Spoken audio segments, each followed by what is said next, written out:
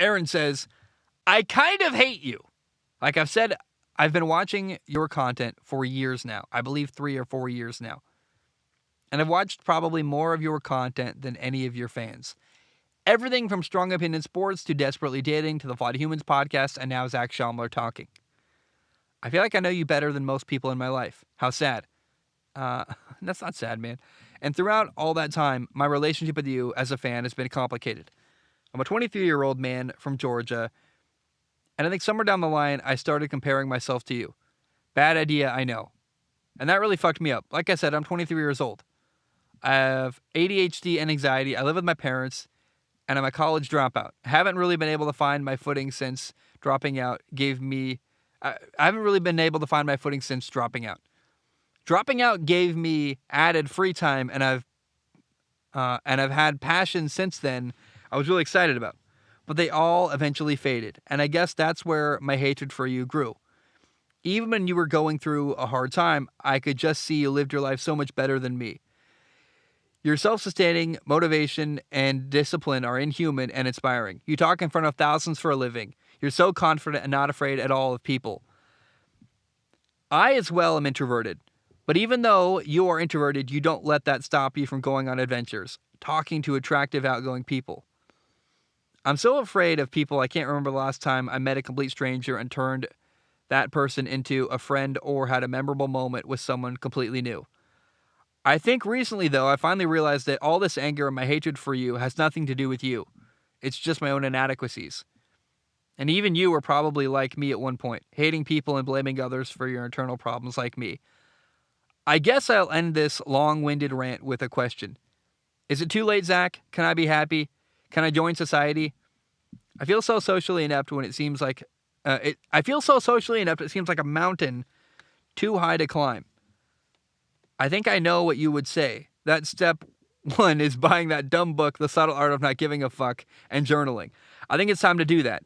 Whether you reply or not, please feel free to share this on Zach Schaumler Talking. It would actually mean the world to me. You are someone I cannot stop listening to, no matter how hard I try. Sincere thanks from Aaron. There's a lot there. There's a lot there. Aaron, your words are kind. Let's start with that.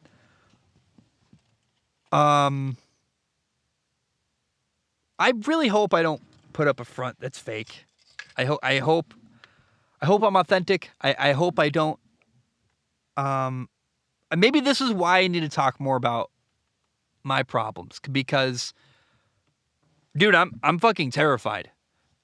You said this, is it too late, Zach? Can I be happy? Can I join society? I feel so socially inept. It seems like a mountain too high to climb.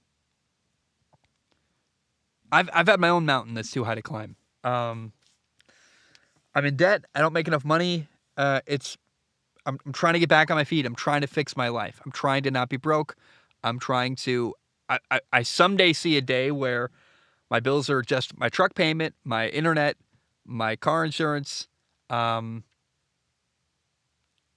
something. My gym membership, and I pay very little. I'm not there yet. I got to pay off debt, and I got to get back on my feet. And it's, I had a moment a couple days ago, Aaron. I was driving. I drove from 11 a.m. all the way until 6 a.m. in the morning.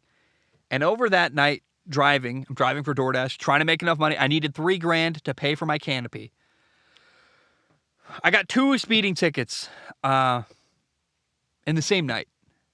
I don't actually, let's be clear, I think I got speeding tickets. I haven't confirmed it, but there are these, in Beaverton, Oregon, on this one specific road, there's this like robot monitor thing that if you run a red light, it'll flash at you. But also if you're going, it's 30 miles an hour. I was going 38. The speed goes from 40 down to 30. And right after it goes down to 30, it's a speed trap. There's a robot that if you're going too fast will flash at you. And it flashed at me early in that, and I was like, what was that? Was it flashing at someone else? And I called my girlfriend. She's like, yeah, no, in Beaverton they've got robot cops, and, they will, it might have been you. You might have got a ticket. So that was number one. Later that same night, about 4:30 in the morning, hours later, I'm doing a different delivery, and I'm on that same road. I didn't realize I was on the same road. And I don't drive. I drive fucking really slow, to be totally honest. I'm not a fast driver at all. I was going about 38 again, and it flashed at me, and I knew that time. The second one was like that. I'm the only car on the road. Like that was definitely me. Holy shit! And I haven't confirmed it yet, but I'm like 95% sure I got 2 tickets in a row in the same night. And basically, what that means is, not only did I not make any money driving that night, it was all futile. I actually lost money by trying to make money that night, which I would have been better off staying at home and not driving than what it cost me to go drive that night, based on how much I'm gonna pay about $200 for the tickets that night. It's like fuck. And it felt like, my girlfriend's mom made an analogy. It's like, Zach, it's like you're pedaling a bike through mud, and not going anywhere and just getting dirty, and it's not helping you at all. My girlfriend's mom, by the way, is the fucking nicest lady I've ever met in my life. She's so kind to me. She just was like, dude, you got to take care of yourself. That was her point of what she was saying. But I say all that, Aaron, to let you in and know this, man. For months, I've been telling myself, we're so close. We're almost there. Life's about to get better. Your canopy's going to arrive soon, and things are going to get better. And I've been telling myself that for like every month. I'm like, well, it's about to get better. We're about to turn a corner here. You can only tell yourself that so long before you stop believing in it. And I got 2 tickets that night, and I fucking broke down. I'm like, I was just crying in my car in this spot. I got my backseat and I was bawling, hands on the desk, just ugly cry. And I remember saying, like, to myself, like, I don't think it's ever gonna get better. I think you're a fucking loser, bro. Like, I think, and I in that moment I lost hope. I was like, I don't think I can fix this. I think I'm fucked financially. I don't make enough. I'm in debt, and the mountain's too hard. I'm trying to climb out of this hole. And I don't know if I'm going to make it. This is too difficult, and it's too discouraging, and I keep having setback after setback after setback, and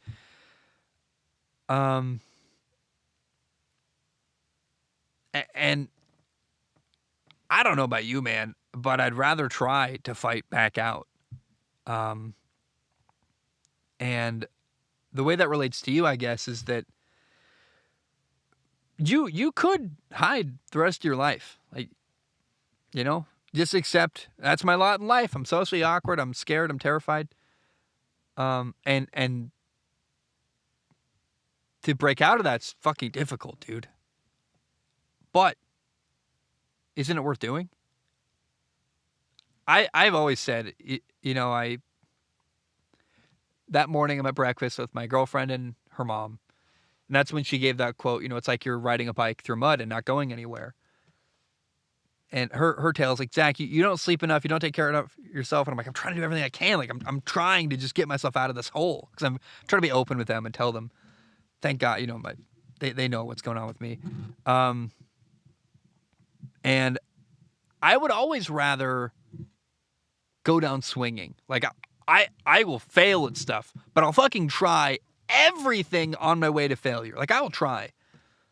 And for you, man, wouldn't you rather try to be happy? Wouldn't you rather try to join society and have friends and get along with people? And you're gonna fail, dude, especially like learning how to talk to people. And I remember I'm a fucking introvert, bro. And my family, I think, doesn't even believe me. I wish my family could have seen me in Hawaii, because I was like a different person. Hawaii Zach was peak Zach Schaumler. Like, I was at the beach every day, and I was just making friends left and right. Like, I would, hey, what's going on? What's your name? Like, and I would just talk to people around me, and I'd make friends like crazy. And dude, it was amazing. Like, I was the most gregarious, outgoing version of myself ever there in Hawaii.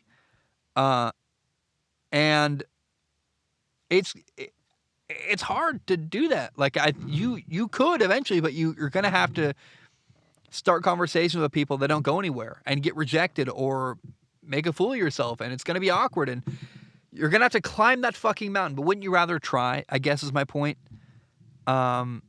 Because when I was crying after getting 2 tickets in a row, feeling just like, bro, are you sure? Like, you want this?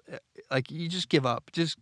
And I don't know what that means, give up, because I don't have any other plans. I don't know what I'm doing. I don't have a degree. I don't want to get a job as a pipe fitter or some shit. Like, what else is my plan? I don't know. This is my only plan.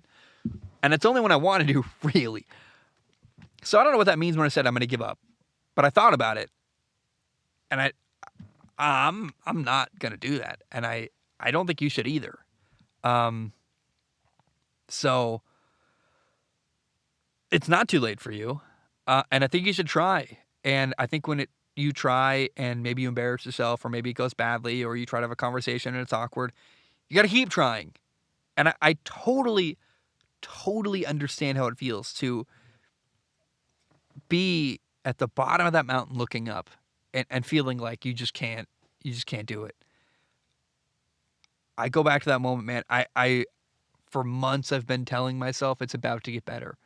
It's about to get better. It's about to get better. And I felt like the other day, I've been telling myself that for so long, I don't believe it anymore. And that was like maybe my lowest point in a long, long time. And so, Aaron, you write in, I kind of hate you, right? Is what you say. You said, like, I kind of hate you. I've been watching your content for years now. My relationship with you has been complicated. I started comparing myself to you. I blah, blah, blah, blah, blah. And then you say all this stuff about me. You talk in front of thousands of people for a living. You're confident. You're not afraid of at all of people. Dude, I'm fucking terrified. I'm not doing well. I'm not doing well. I need you to know that, because I think we're a lot closer than you realize. I really struggle with what people think of me. Dude, I am about to be homeless, and I am choosing that. I'm excited for that. It's going to be awesome. It's going to be an adventure of a lifetime. But there are definitely people that are going to look at me and be like, what the fuck is that loser doing? And are going to aggressively oppose the choices I'm making in my life. And I don't look forward to that. I don't look forward to dealing with that. I don't really want to deal with that. I'll probably just ignore it as much as I possibly can. But that weighs on me. And I shouldn't care so much what people think of me. I know. But I do. And I don't know how to reconcile that yet. So, man, I want you to know that I'm going through shit too. And I feel like we actually have a lot more in common than you even could realize. And so, Aaron, I just want to say thanks for writing in, man. I'm rooting for you. I hope you send me a follow-up message. Read the fucking book, The Subtle Art of Not Giving a Fuck. For God's sake, it's a great book. It changed my life in a lot of ways. I'm still struggling. It's not like it's not a get rich quick scheme. It's not like going to solve all your problems instantly, but it gave me new perspectives a lot that really helped me. And I just hope that despite the mountain in front of you, you keep going and don't give up. Wow. Maybe that's the point of this part of my life, is that I've been challenged more than I've ever been challenged before.